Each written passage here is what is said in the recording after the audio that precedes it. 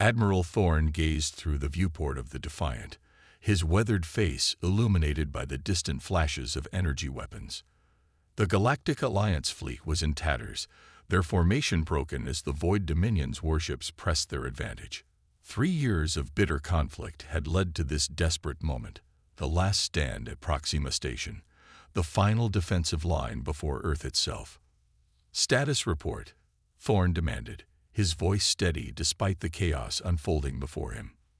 Lieutenant Reed looked up from her console, her eyes reflecting the red warning lights. "Alliance vessels are down to 38% combat effectiveness. The Dominion is pressing toward the station's core. Sir, at this rate, we have less than 2 hours before they breach the inner defenses." Commander Wilson approached, datapad in hand. "Admiral, we've received word. The human fleet has cleared the Arcturus Gate.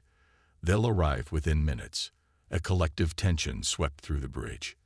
The human fleet, Earth's contribution to the Alliance, had been absent for months, undertaking a classified mission that had drawn criticism from other species. Many had accused humanity of abandoning their allies in their time of need. "They chose a dramatic moment for their return," Thorne remarked, a slight smile crossing his face. "Let's hope whatever they've been working on was worth the wait." The communications officer turned suddenly. "Sir, incoming transmission from the horizon. Captain Marcus requesting to speak with you." The main screen flickered to life, revealing the face of Captain James Marcus, commanding officer of Earth's flagship. Unlike the pristine uniforms of Alliance officers, Marcus wore what appeared to be a modified combat suit, with burn marks visible on one shoulder. "Admiral Thorne," Marcus nodded. "Apologies for our extended absence. Request permission to join the battle." Thorne raised an eyebrow.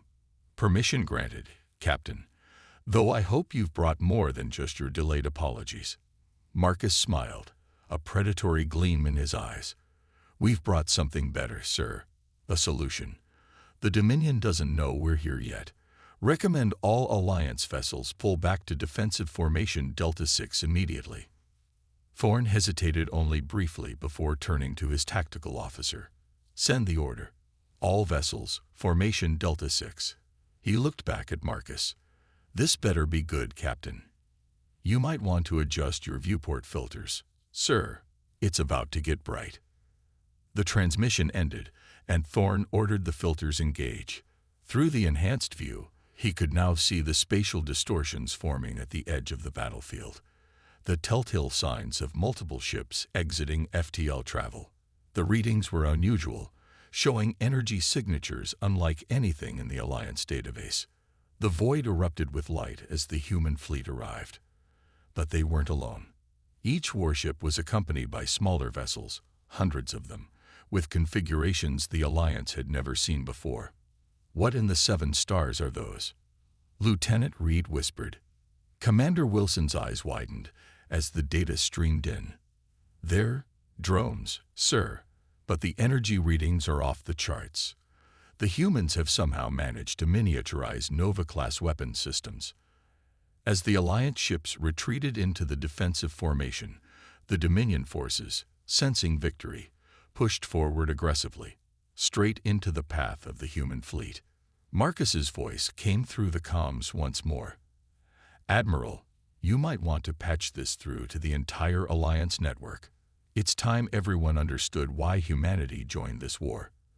The human fleet's formation shifted, and as one, the swarms of drones accelerated toward the enemy. The Dominion's rear ships attempted to turn, but it was too late. The battlefield erupted in blinding light. The Dominion fleet had no time to react. The drone swarms moved with impossible precision, each unit communicating with the others in perfect synchronization. They weren't simply weapons, they were an extension of human thought, guided by neural-linked pilots stationed safely aboard the larger vessels. Admiral Thorne watched in stunned silence as the drones executed maneuvers that would kill any organic pilot, their trajectories weaving through the enemy formation like needles through fabric. Each drone carried what the humans had designated sunburst technology, a weaponized form of fusion energy that burned through Dominion shields as if they were paper. "Magnificent," whispered Commander Wilson. "The evasion algorithms alone must have taken years to perfect." Reed's console beeped urgently. "Sir, we're receiving data packets from the human fleet. They're sharing tactical information and drone control protocols with us." The main screen filled with technical specifications that made even the most senior engineers on the bridge gasp. The humans weren't just showing off their new weapons, they were offering them to the entire Alliance. On the tactical display, the Dominion's rear flank was already in disarray. Their massive dreadnoughts, once thought impenetrable, struggled to track the tiny drones that swarmed around them like angry insects. When a drone was destroyed, the wreckage itself became a weapon, its remaining energy released in a controlled detonation that further damaged nearby enemy vessels. "The Dominion is attempting to regroup," Reed reported. "They're pulling back toward their central command ship." Thorne nodded slowly, his mind processing the tactical shift. "They're trying to consolidate their defenses. Captain Marcus, what's the operational limit of those drones?"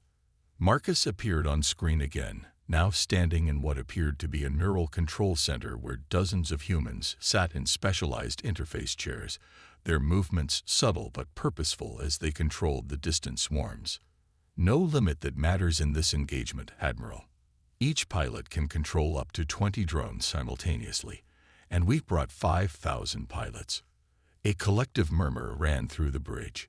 100,000 drones. "But that's not all," Marcus continued. "Request permission to deploy Phase 2. Thorne didn't hesitate this time. "Granted, Captain.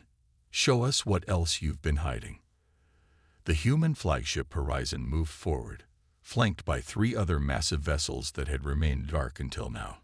As they advanced, sections of their hulls began to shift and reconfigure. What had appeared to be solid armor plating separated, revealing enormous energy projectors unlike anything the Alliance had encountered.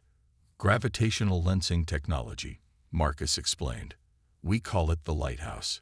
It multiplies the effective range and power of energy weapons by creating artificial gravity wells to curve and focus the beams." The human vessels took position at the edge of the battlefield and activated their projectors. The space between them visibly distorted as the fabric of reality itself was manipulated. The drone swarms, seemingly anticipating this, formed into precise formations to create clear channels. When the human ships fired, their energy weapons didn't travel in straight lines. Instead, they curved through the gravitational lenses, splitting and reconnecting in patterns that made it impossible for Dominion vessels to predict where the attacks would come from. The Dominion Central Command Ship, a behemoth twice the size of any Alliance vessel, found itself targeted from all directions simultaneously.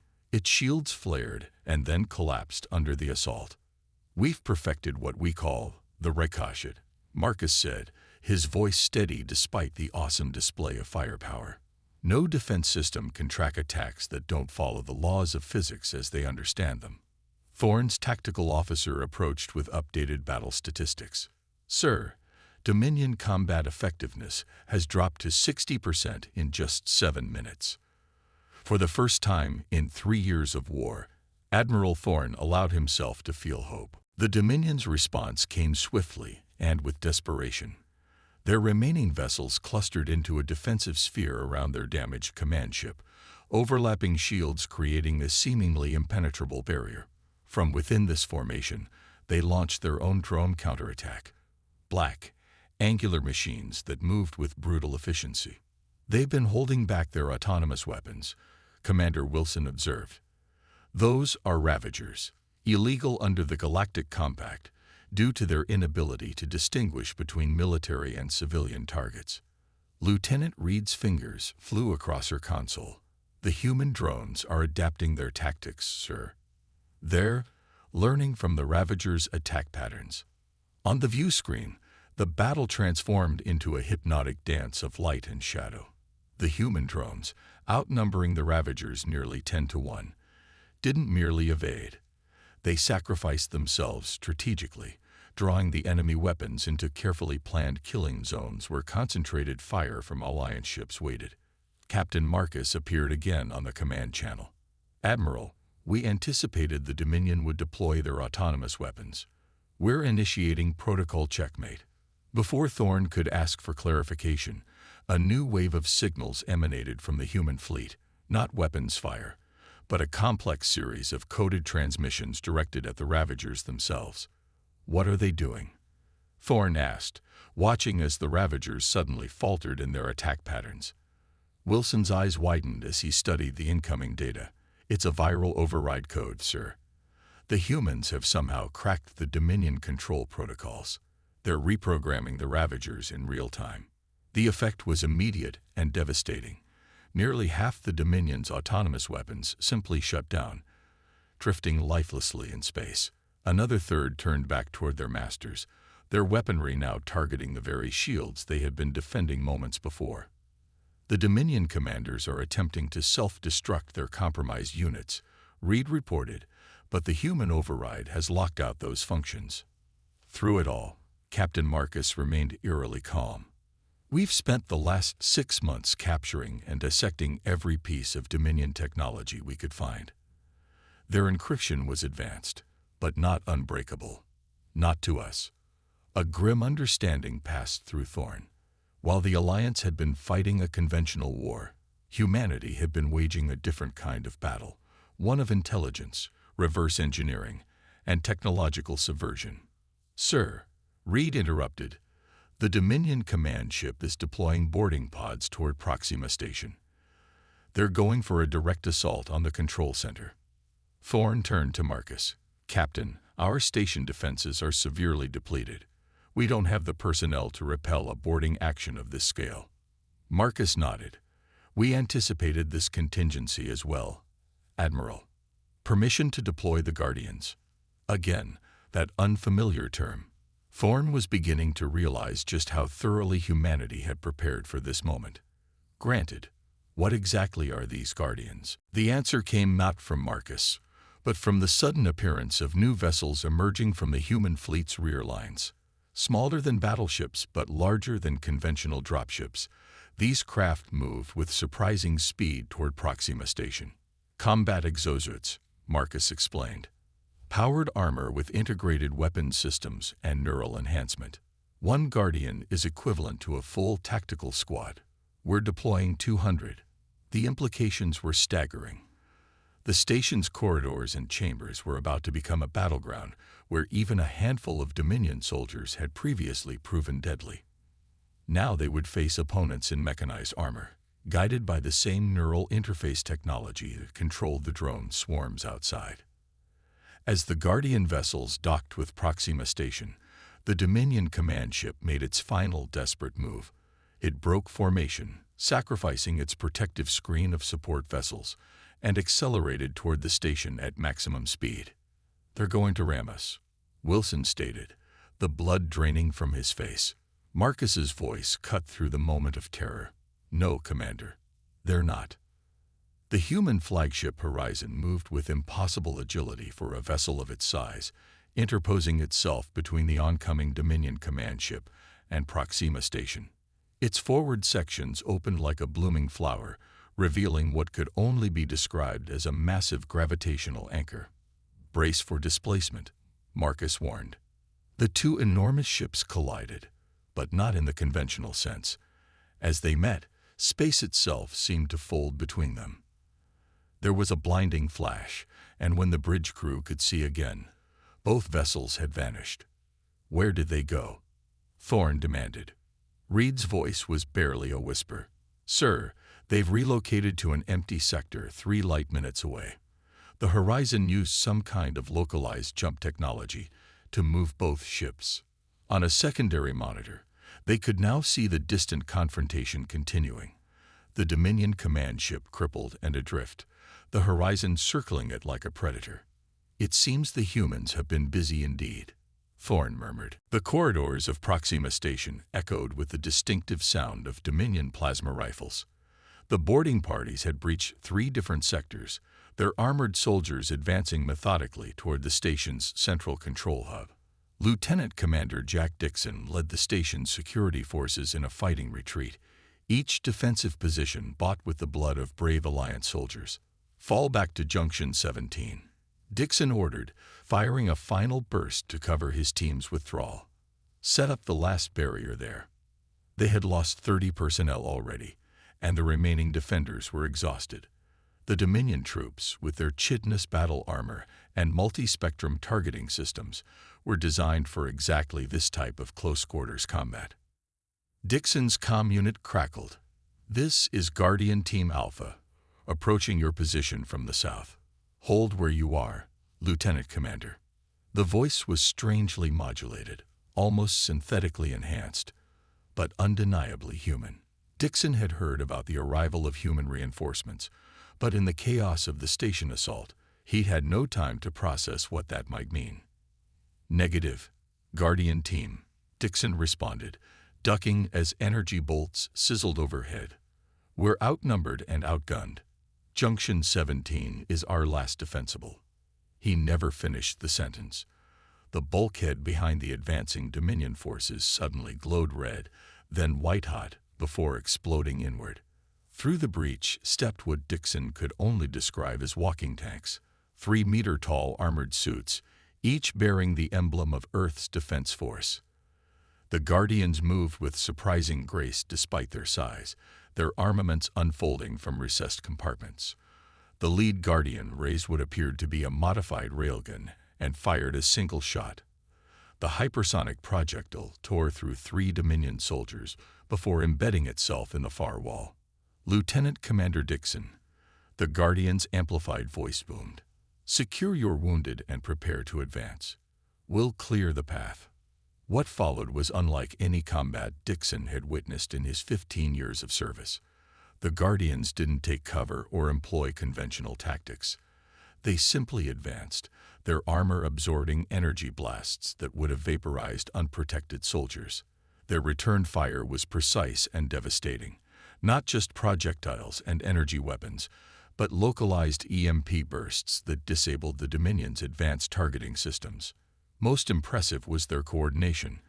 The Guardians moved as if sharing a single consciousness, each one automatically covering the other's blind spots, creating overlapping fields of fire that left the Dominion troops with nowhere to hide. Within minutes, the corridor was secure, and Dixon found himself approaching the lead Guardian with a mixture of awe and gratitude. "That was incredible," he managed. "We've been fighting these bastards for hours without making a dent." The Guardian's faceplate retracted, revealing a woman with sharp eyes and a determined expression.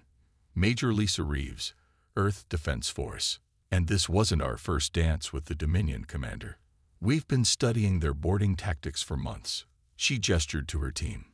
Each Guardian suit contains a tactical database of all known Dominion combat protocols, compiled from every previous engagement. Dixon's second-in-command approach, her uniform torn and bloodied but her eyes wide with newfound hope. "The other sectors, we had to abandon C-Wing entirely." Reeves nodded. "Guardian teams Beta through Epsilon are clearing those areas now. The station will be secure within the hour." She turned back to Dixon.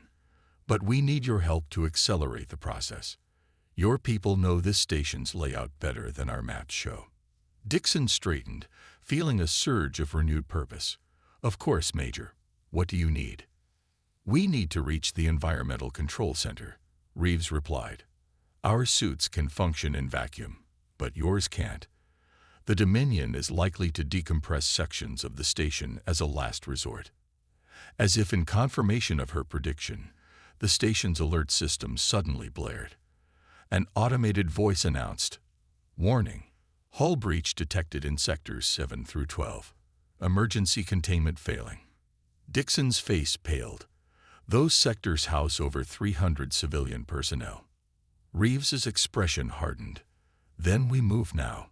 Her faceplate slid back into place, and she issued rapid commands to her team in a technical jargon Dixon couldn't fully follow. 2 Guardians immediately broke off, moving with astonishing speed toward the compromised sectors. "How can just 2 of them help?" Dixon asked as he guided the remaining Guardians toward the Environmental Control Center. "Each suit contains emergency barrier generators," Reeves explained as they moved. They can establish temporary atmospheric containment fields. It won't be permanent, but it will buy us time to reach the controls and override the Dominion's sabotage. As they fought their way deeper into the station, Dixon began to understand what set the human forces apart. It wasn't just their technology, impressive as it was. It was their approach to warfare itself, a perfect blend of advanced systems and human intuition, neither one dominating the other. By the time they reached the environmental center, reports were flowing in from across the station. The Guardian teams had not only halted the Dominion advance, but were systematically eliminating the boarding parties. The tide had turned completely, and for the first time since the attack began, Dixon allowed himself to believe they might survive this day. Admiral Thorne stood on the observation deck of Proxima Station, surveying the aftermath of battle. The vast window before him displayed a battlefield transformed. The once mighty Dominion fleet reduced to scattered debris and disabled vessels.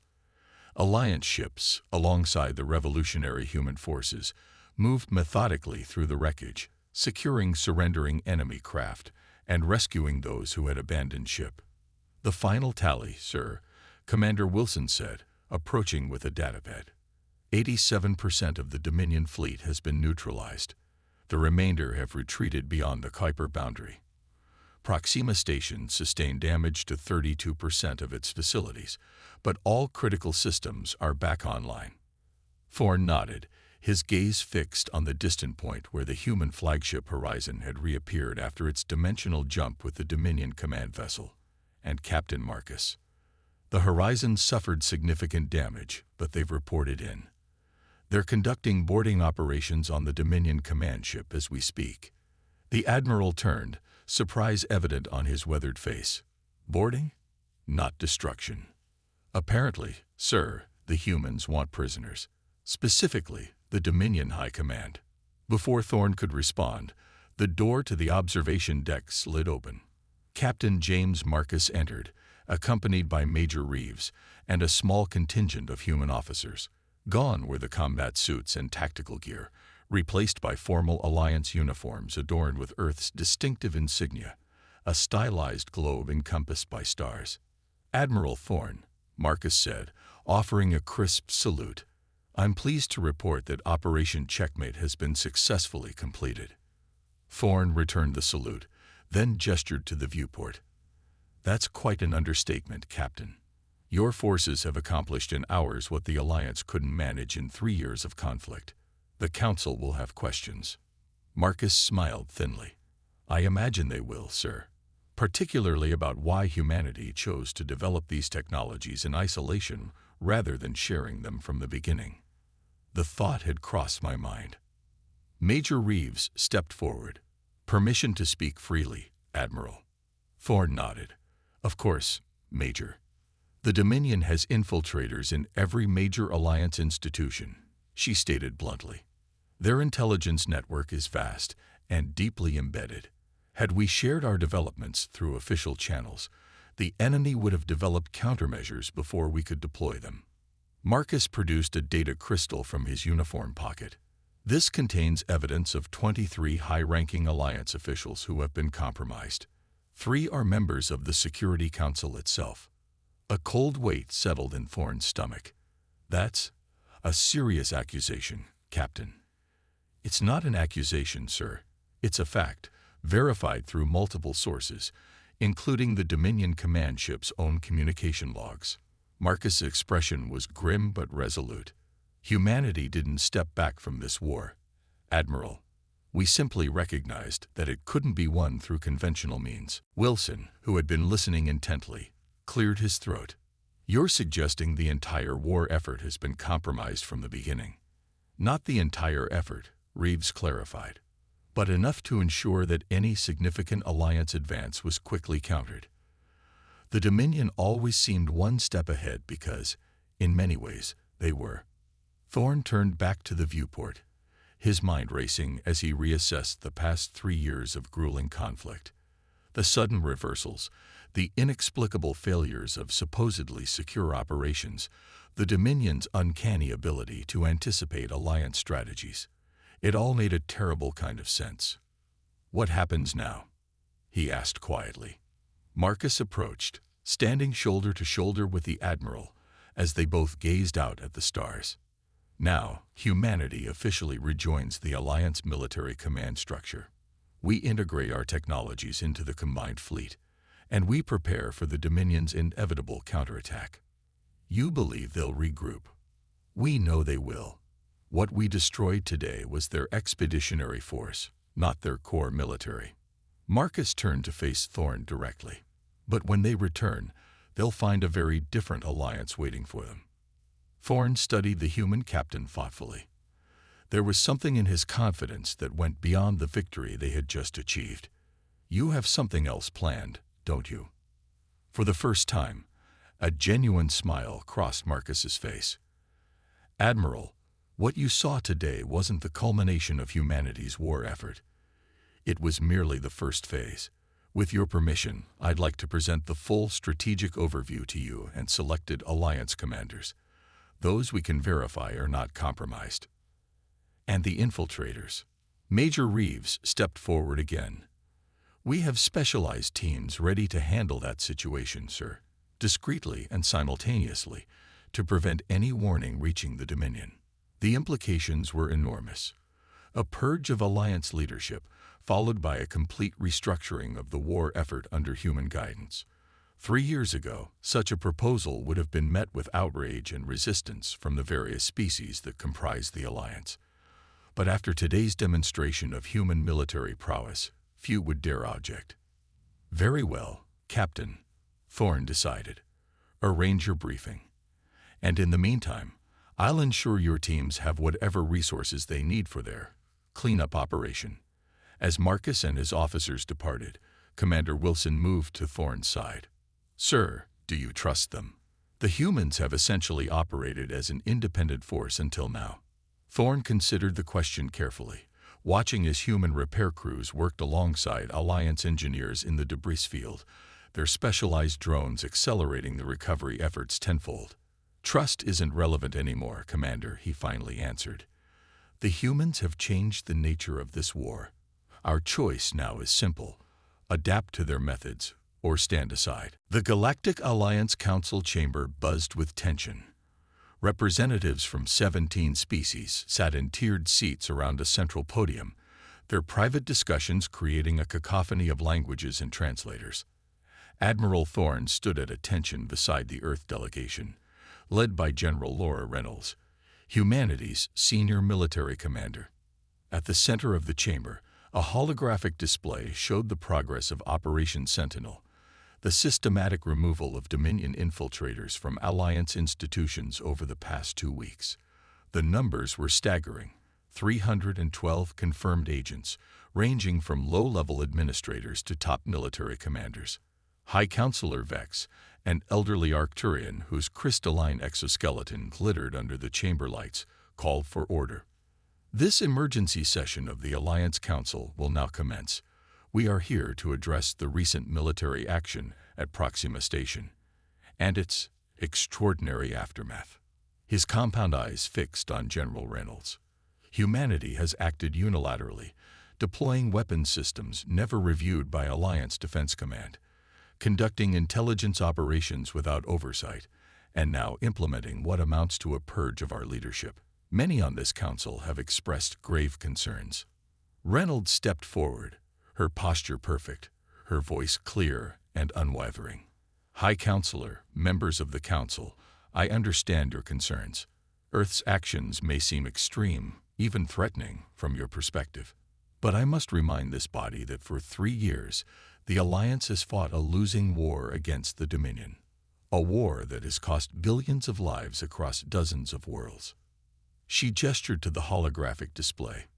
The evidence is irrefutable. The Dominion infiltrated the highest levels of Alliance command.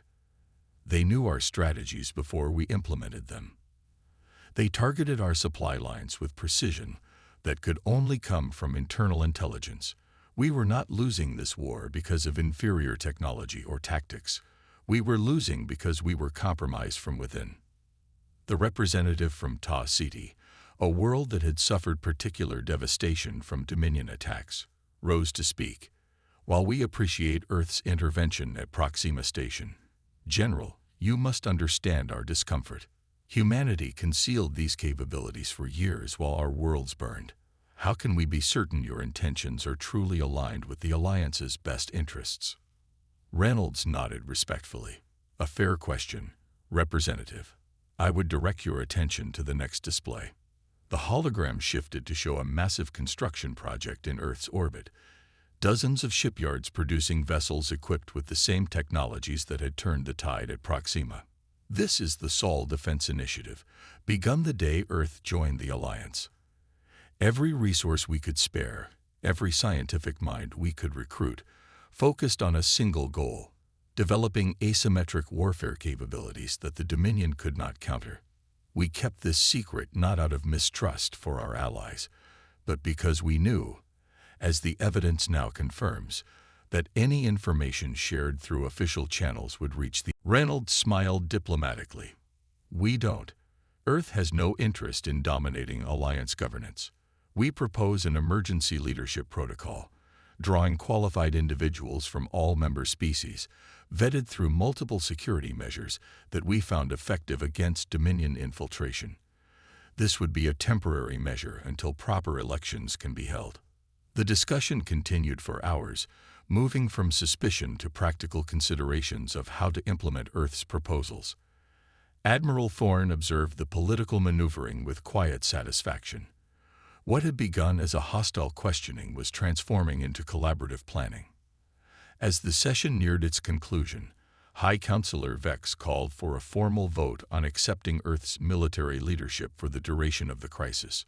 The result was unanimous, something almost unheard of in Alliance politics. It appears, Vex announced, that humanity's moment has arrived. General Reynolds, the Alliance formally requests Earth's assistance in restructuring our combined defense forces. Admiral Thorne will serve as liaison between Alliance Command and Earth's military leadership. As the chamber emptied, Thorne approached Reynolds. Congratulations, General. I didn't expect them to capitulate so completely. Reynolds' expression remained serious.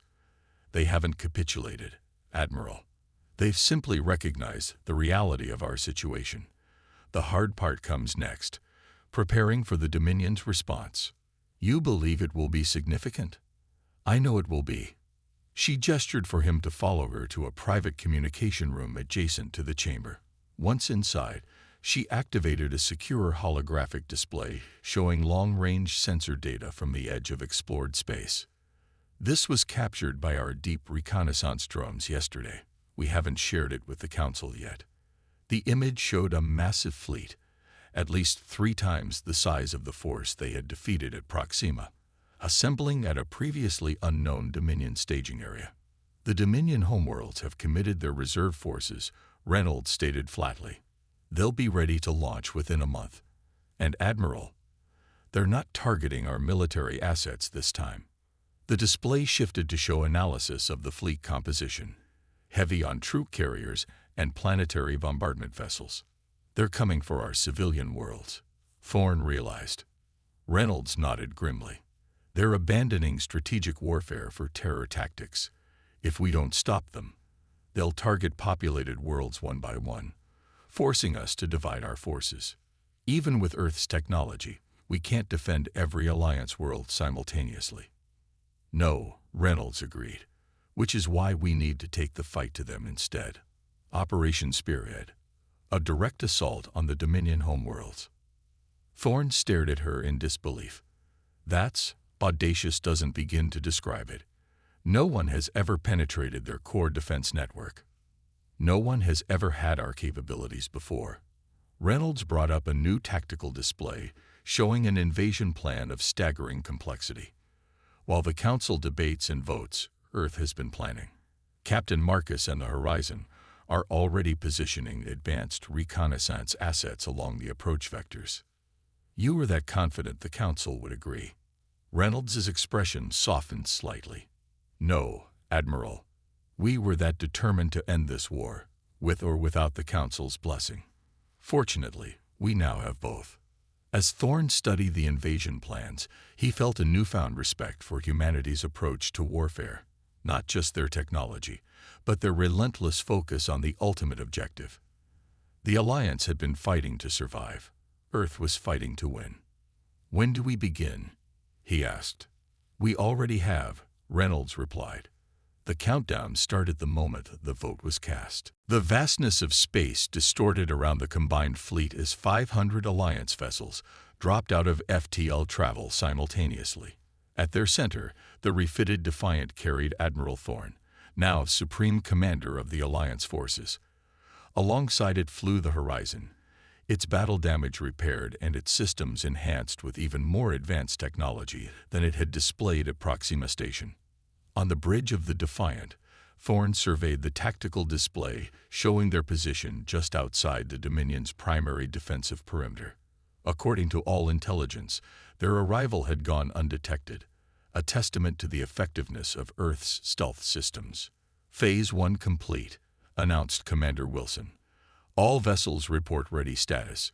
Guardian deployment teams standing by." Thorne opened a secure channel to Captain Marcus aboard the Horizon.